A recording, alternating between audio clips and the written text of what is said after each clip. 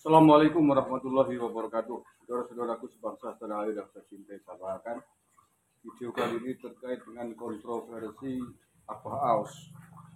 Tahu ya, Abah Aos orang yang katanya mursyid sebuah thariqah di Tasikmalaya, Jawa Barat.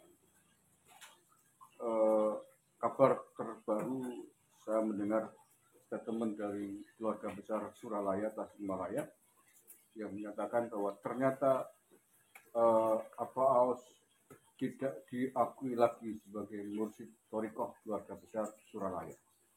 Nah, sebelumnya saya ingin perdengarkan, ini adalah statement dari keluarga besar thariqah Qadiriyah wa Naqsabandiyah Pondok Pesantren Suralaya, Jawa Barat. Ini ya, menetapkan dan memutuskan satu, tidak menerima pengakuan Kiai Haji Abdul Ghaus SM sebagai mursyid ke-38 thariqah Qadiriyah Naqsabandiyah Pondok Pesantren Suryalaya.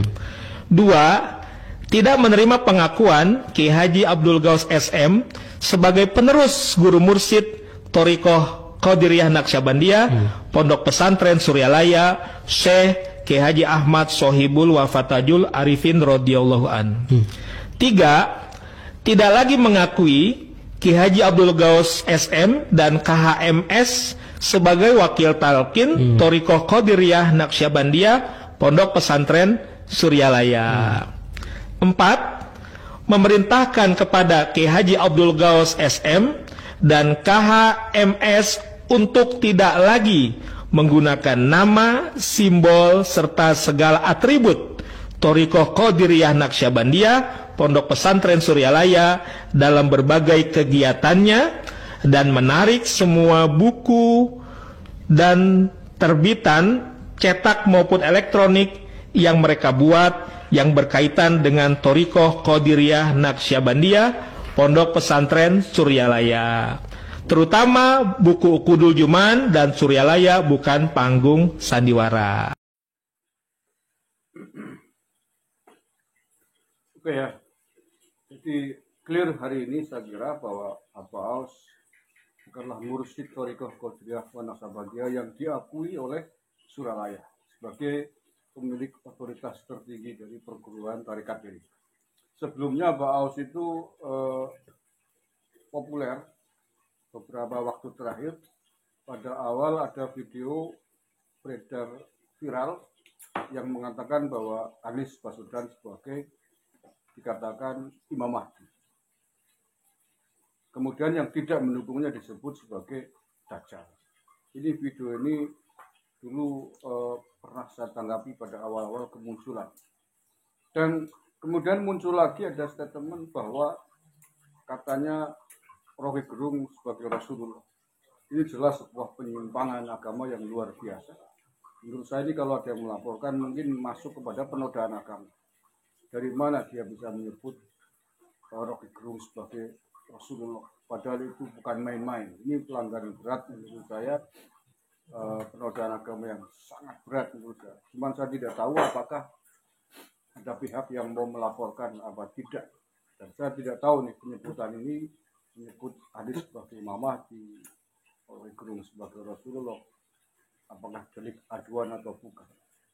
Biarlah pakar-pakar hukum yang akan menganalisis, tapi saya kira model seperti ini tidak boleh dibiarkan karena bisa sangat meresahkan, apalagi kalau kemudian pengikutnya banyak dan diikuti. Ini lebih kejam dari sekedar politik identitas menggunakan agama. Ini sudah memberikan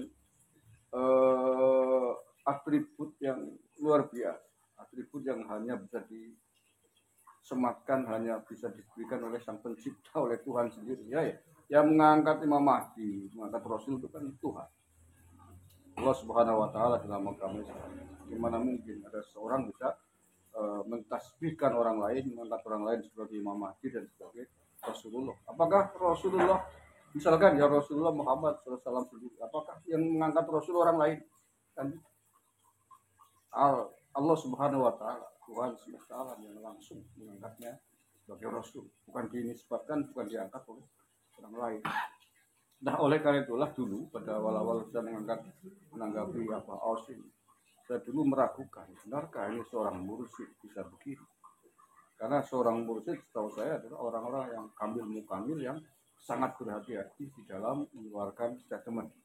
Baik statement yang diperuntukkan khusus untuk kalangan muridnya, ataupun statement yang mana yang bisa dikeluarkan di tengah-tengah publik. Karena memang ada hal-hal yang harus dijaga kerahasiaannya oleh seorang mursyid, baik untuk dirinya, untuk pengikutnya atau muridnya, ataupun untuk kepentingan rakyat banyak. Tidak setiap informasi spiritual bisa dibagikan, bisa diumumkan, diberikan kepada orang lain, bahkan kepada muridnya pun tidak setiap ilmu rahasia yang diperoleh oleh murid bisa disarkan, bisa dikatakan kepada orang lain. Saya dulu lama sekali pernah menyinggung ini ketika Abdul Somad dulu pada menjelang Pilpres 2019 mengatakan katanya ada ulama kos yang mengatakan katanya presiden yang akan diindikasikan jadi adalah Prabowo, kan begitu dulu menyebut begitu. Itu sudah saya tangkap itu, nggak mungkin ulama kos akan menceritakan itu. Seadanya ulama betul-betul ulama kos, bukan dukun ya. Kalau dukun ya memang alatnya begitu, ya menjual mimpi, menjual macam-macam, hanya untuk mendapat keuntungan dari orang yang dituju. Nah, ini saya kira terakhir tentang Abah Aus sudah selesai. Keluarga besar Abah Aus sendiri sudah mendeklarasikan, mengumumkan bahwa Abah Aus ternyata bukan mursyid yang diakui oleh Suralaya. Artinya apa? Kita tidak perlu lagi menganggap sebagai seorang mursyid panutan yang layak untuk kita percaya pendapat-pendapatnya, fatwa-fatwanya, apalagi fatwa-fatwa yang sangat menyesatkan itu. Mudah-mudahan menjadi perhatian bagi kita semua dan tidak mudah untuk mencerna, mendengarkan, menerima apa-apa yang disampaikan oleh orang yang katanya spiritual. Mungkin oleh pengikutnya dianggap sebagai seorang spiritualis, bisa jadi adalah seorang halu, seorang yang menyimpang dari syariat. Memang berat dalam disiplin ilmu thariqah seseorang yang tidak mendapatkan restu atau tidak diangkat sebagai guru mursyid oleh gurunya. Yang berhak mengangkat mursyid adalah gurunya. Ini disiplin ilmu thariqah. Orang lain tidak bisa mengangkat seseorang menjadi mursyid. Yang punya otoritas mengangkat seseorang menjadi mursyid tarekat adalah gurunya. Guru yang mengangkat, yang membaiat, mentalkin dulu dia sebagai muridnya. Ketika naik pangkat bisa ada potensi kemungkinan diangkat naik tingkat menjadi mursyid, dan yang punya otoritas mengangkatnya adalah hanya gurunya. Keluarga besar thariqat yang dia ikuti yang merupakan otoritas dari gurunya itu. Jadi tidak bisa disepakati melalui forum musyawarah kayak organisasi yang lain juga.